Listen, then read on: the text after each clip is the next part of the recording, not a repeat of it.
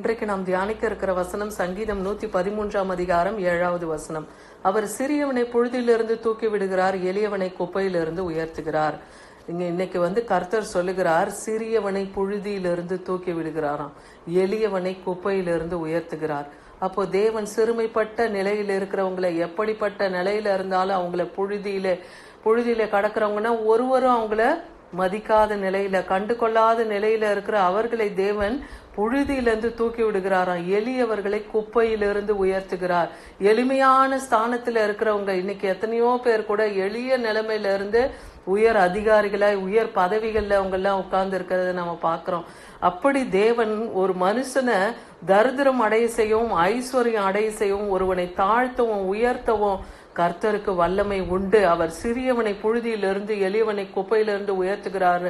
அவர் அவர்களை பிரபுக்களோட உட்கார பண்ணவும், அந்த மகிமையான சிங்காசனத்திலே அவர்களை சுதந்திரக்க பண்ணவும் கர்த்தர் வல்லமையுள்ளவர் என்று அன்னாள் இங்க தன்னுடைய சிறுமைப்பட்ட நிலையில தேவனை நோக்கி அவங்க அவருடைய வல்லமையை இங்க மகிமைப்படுத்துகிறத நம்ம பாக்குறோம். அப்ப சிறுமையானவர்களை தேவன், சிறிய நிலையில் இருக்கிறவர்களை தேவன் எப்படி அவங்கள எல்லா இக்கட்டுக்கும் அவங்களையும் நீங்களாக்கி ரட்சிக்கிறார்னா, அவர்களை அந்தகாரத்திலும் மரண இருளிலும் இருந்து அவர்களை வெளிப்பட பண்ணி அவர்கள் கட்டுகளை அவர் அறுத்தார்னு சங்கீதம் 107:14 பாக்குறோம். சிறுமைப்பட்டவர்கள் அந்தகாரத்துல இருக்கிறவர்கள், அந்தகாரம்னா இருள்ல இருக்கிறாங்க, அந்த இருள்ல இருந்து தங்களால விடுவித்து கொள்ள முடியாத நிலையில இருக்காங்க, மரண இருள்ல இருக்கிறாங்க.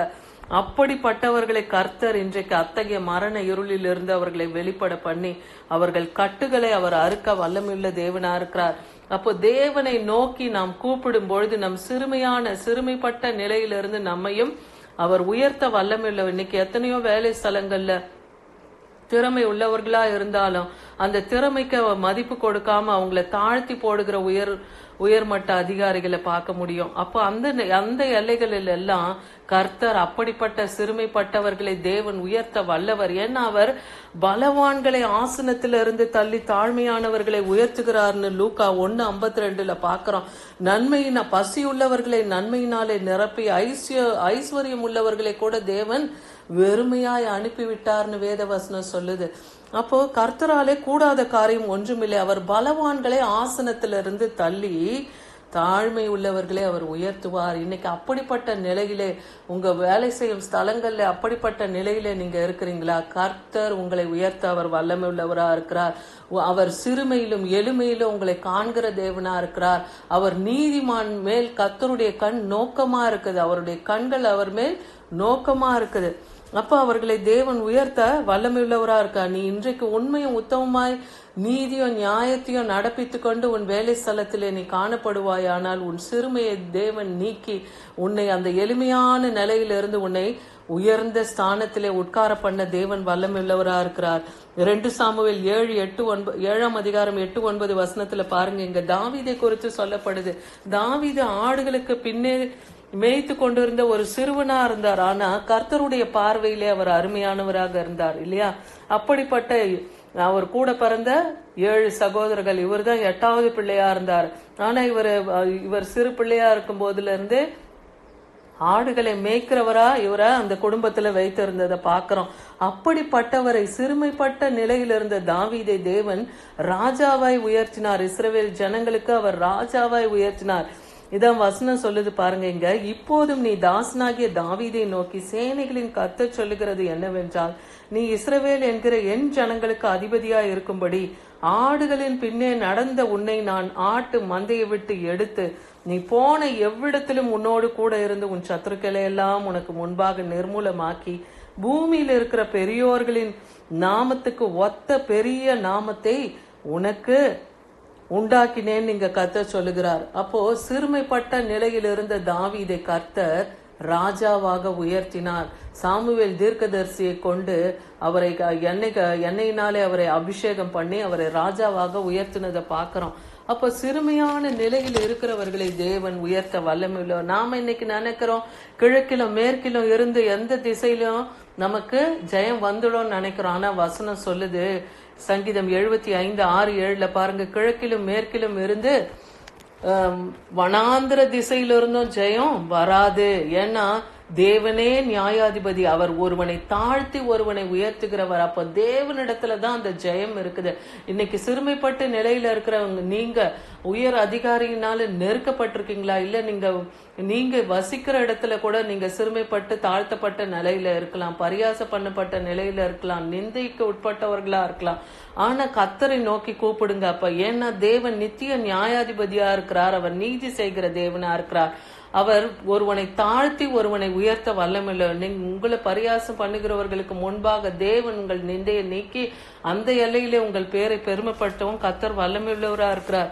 யோபு இங்க சொல்றார் பாருங்க. யோபு 36 அதிகாரம் 6-7 வசனத்துல பார்க்கும்போது, அவர் துன்மார்க்கரை பிழைக்க ஒட்டாதிருக்கிறார், சிறுமையானவர்களின் நியாயத்தை விசாரிக்கிறார். அப்போ துன்மார்க்கனை பிழைக்க ஒட்டார். இன்னைக்கு பாக்குறோம், துன்மார்க்கர்கள் அவங்க செழித்து ஓங்குகிறத பார்த்து இவங்க எல்லாம் நல்லா இருக்காங்களே நம்ம நினைக்கிறோம். இல்ல, கர்த்தர் துன்மார்க்கனை பிழைக்க ஒட்டாது இருக்கிறார். அவன் உயர்வது போலதான் காணப்படும். ஆனா ஒரு நேரம் வரும்போது தேவன் அவனை தள்ளி போட வல்லமையுள்ளவரா இருக்கிறார். ஆனா சிறுமை உள்ளவர்களுக்கு தேவன் நியாயத்தை விசாரிக்கிறார். சிறுமைப்பட்டவர்களுடைய நியாயத்தை, எளியவர்கள் நியாயத்தை, விதவைகள், ஏழை எளிய மக்களுடைய நியாயத்தை தேவன் விசாரிக்கிறவரா இருக்கிறார் இல்லையா? அவர் தன்னுடைய கண்களை நீதிமான்களை விட்டு விலக்காமல் அவர்களை ராஜாக்களோட கூட சிங்காசனத்துல ஏறவும் உயர்ந்த ஸ்தானத்துல என்றைக்கும் உட்கார்ந்து இருக்க செய்கிறார்னு வேத வசனம் சொல்லுகிறத பாக்குறோம். இங்க யோபு சொல்றாரு, ஏன்னா நீதிமான் மேல் கர்த்தருடைய கண் நோக்கமா இருக்கு. நீதிமான்கள் 7 முறை விழுந்தாலும் அவங்களை எழுந்திருக்க செய்வார் இல்லையா? அவர்களை உயர் ஸ்தலங்களிலே சிங்காசனத்திலே கூட தேவன் உட்கார பண்ண அவர் வல்லமை உள்ளவரா இருக்கிறார். நாம் அதை விசுவாசிக்கணும். இன்னைக்கு இருக்கிற நிலைமைய பார்த்து இப்படியே தான் போகும்னு நம்ம எண்ண வேண்டியதில்லை. ஏன்னா கர்த்தர் நம்மை உயர்த்துவார். சிறுமையப்பட்டவர்கள் மேல் சிந்தை உள்ளவன் பாக்கியவான்னு இருக்கு. ஒடுக்கப்பட்ட நிலையில இருக்கிறவங்களையும் தேவன் கை தூக்கி எடுக்கிறார் இல்லையா?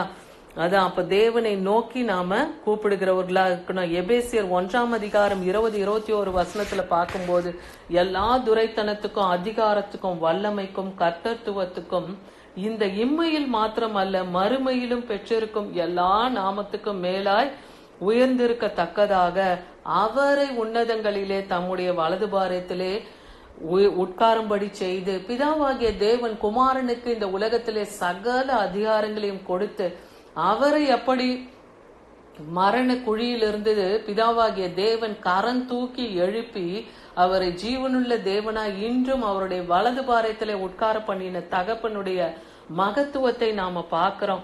தேவன் நம்மையும் அப்படியாக உயர்த்த வல்லமை உள்ளவர். நாம் சிறுமைப்பட்ட நிலையிலே கர்த்தரை நோக்கி கூப்பிடும் போது அவர் எளியவர்களின் ஜெபத்தை கேட்கிறார். அவங்களுடைய விண்ணப்பத்துக்கு அவர் பதில் தருகிறார். இன்னைக்கு அவர் கொடுத்த இந்த வாக்கு தத்தத்தின்படி அவர் சிறியவனை புழுதியிலிருந்து தூக்கி எளியவனை குப்பையிலிருந்து உயர்த்த அவர் வல்லமை உள்ளவரா இருக்கிறார். ஆமீன்.